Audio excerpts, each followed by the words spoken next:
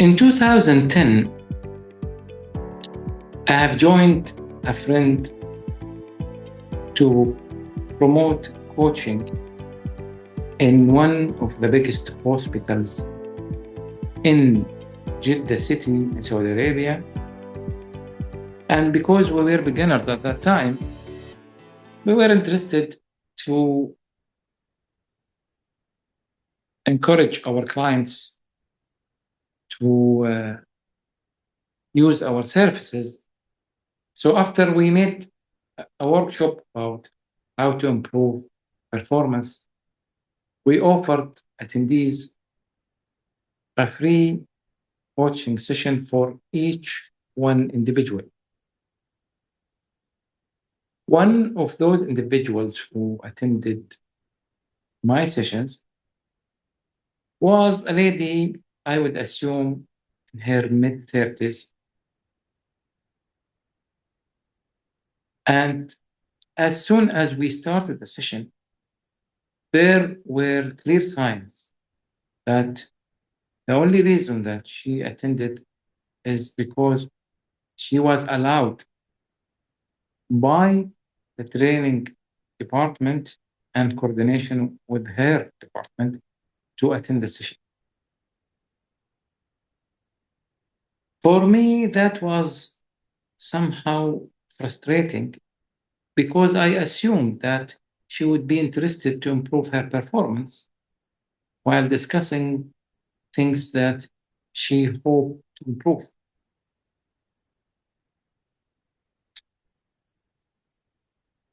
During that session, she stated in many forms and ways that whatever would happen to her during her duty,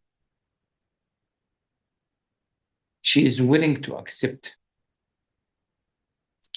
And she justified that due to her huge responsibility burden that she carries out because she is the elder sister and the only person who provides for her mother and her younger brothers and sisters in absence of her drunk father who never offered them any form of support.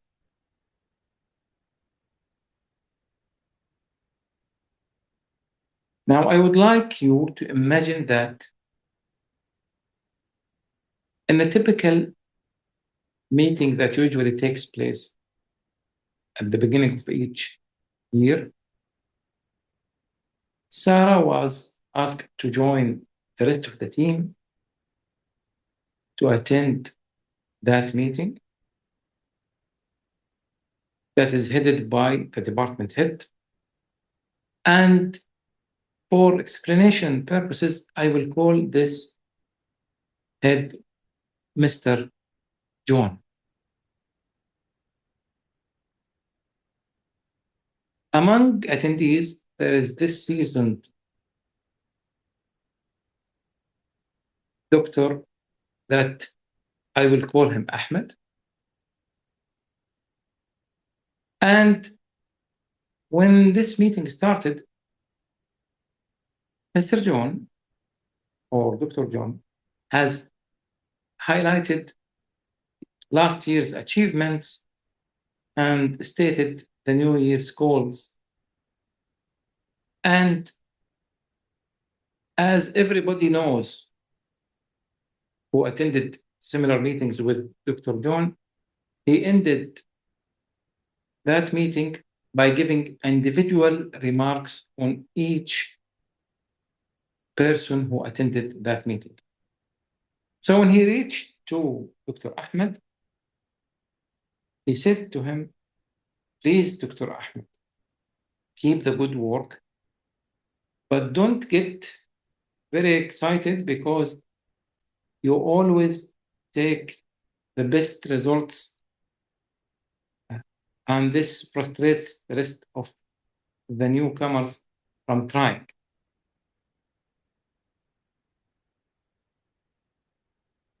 Dr. Ahmed had a small smile at his face and he didn't comment. When Dr. John reached to Sarah, he said, "And for you, Sarah, please stop focusing on using contact lenses with shiny colors, as this is distracting me from staying faithful to my wife. These are tools of seduction." When Dr. John said this, some men laughed, and all women in the meeting didn't laugh, including Sam.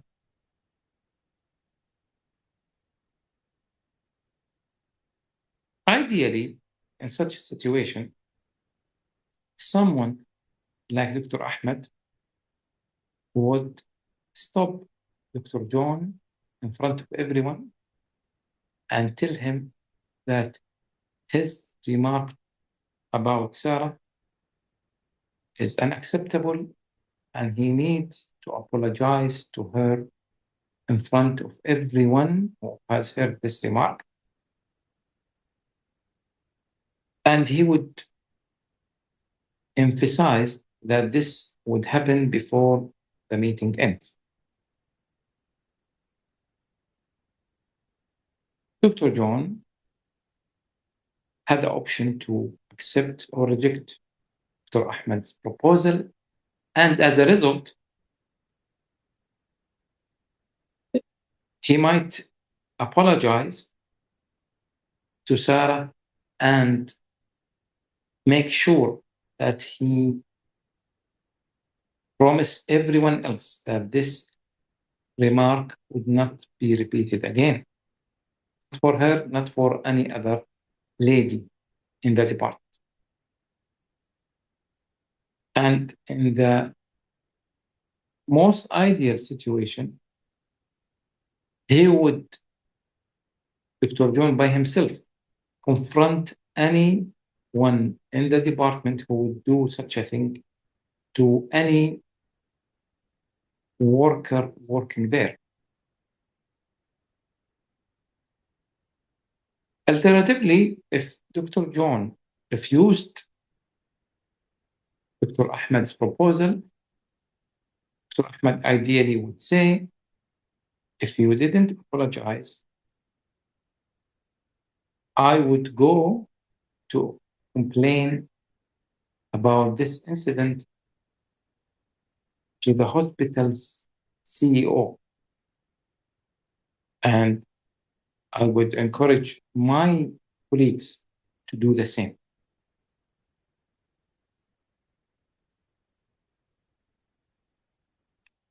Unfortunately, what happens in such a situation in real life is that all listeners would pretend that they didn't hear that offensive remark and return to their offices as if they have never ever heard such a thing. Hello, my name is Fahad Al Gahtani. I am a career coach and a well-being teacher.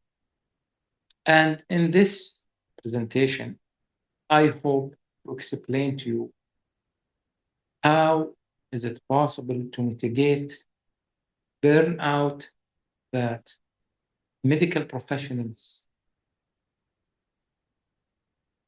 faces during their work duty on a regular basis when it comes to sexual harassment. Statistics are actually showing that this problem starts before professionals working in the medical field join hospitals and clinics. It actually starts when they are still in the school. And As you can see here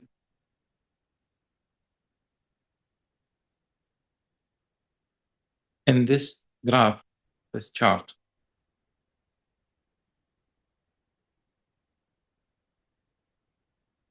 it is actually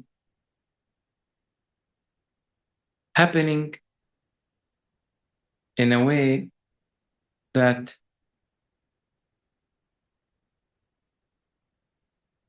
is common with different variants. So we have in non-STEM, science, engineering, and medicine, this sexual harassment phenomenon where gender harassment is the highest form of harassment that women are exposed to on a regular basis. And this is what made me offer you the example of Sarah, Dr. John, and Dr. Ahmed in the beginning. As you can see, having a sexual contact or coercion, as it is highlighted by red bars, is only representing 1% of the cases surveyed. What is more common on daily practices is the gender harassment. Sexist, crude, fluid remarks that someone like Dr. John uses to degrade female professionals. And while it is in all these disciplines, it is clear from this graph that the students of medicine are suffering the most compared to those other students. Now, actually,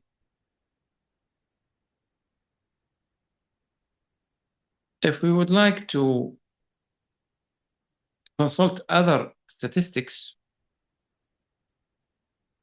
we would also find that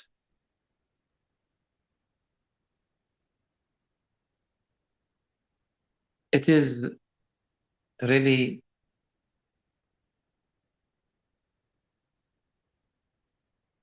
more common in students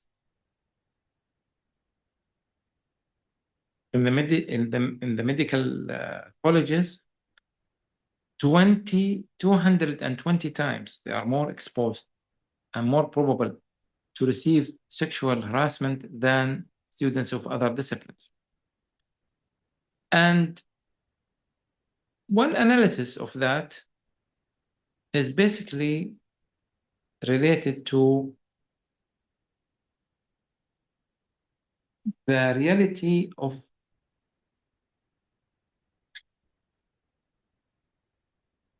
the space that the medical practice is creating, where workers are interacting with families of patients, with hospital hierarchy, exhausting shifts, and being in what one of the experts called on the field every day. So these variables of being in the field every day can set the stage for abusers to take advantage of power in order to degrade, humiliate, and make professionals like Sarah feeling small.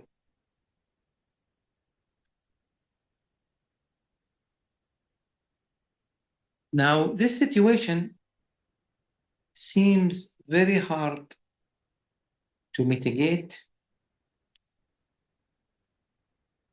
based on these circumstances. However, there is another perspective that would help us to have a solution that can make a real difference. Now, it was observed by researchers who look closely to this common phenomenon that if this situation happened and continued,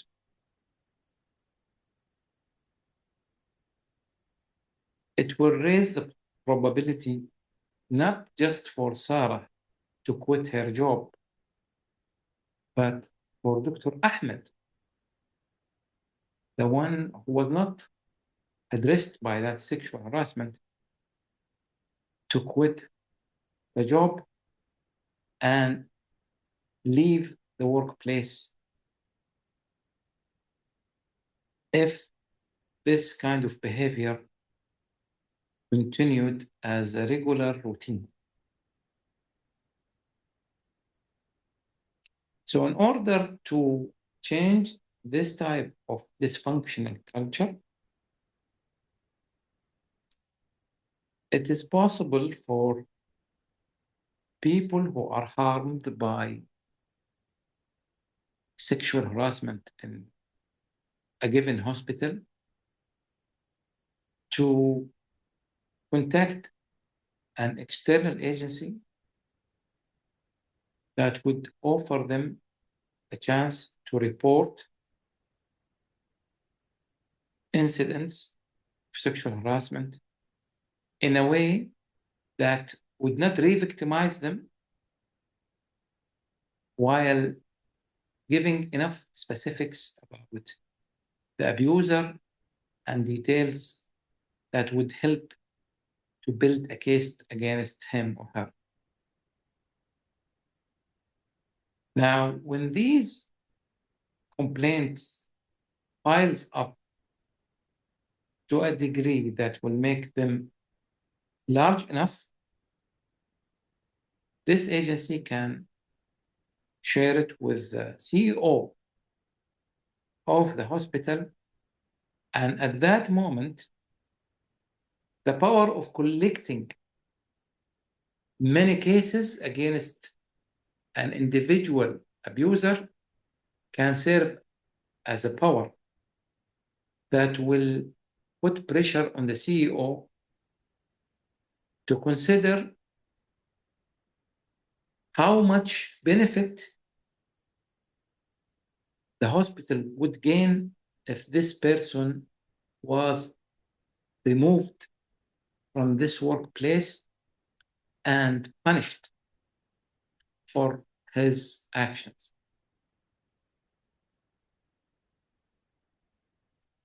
If we add to that, that this collection of efforts would highlight how probable existence of such an abuser in the hospital would encourage more patients not to be part of the group that visits this hospital due to the bad and misconducts expected from that physician. It will make it a better case to present. And as a result, we can expect some change to happen that would make life of Sarah, who actually have little to do alone while receiving Dr. Jones' offensive remarks.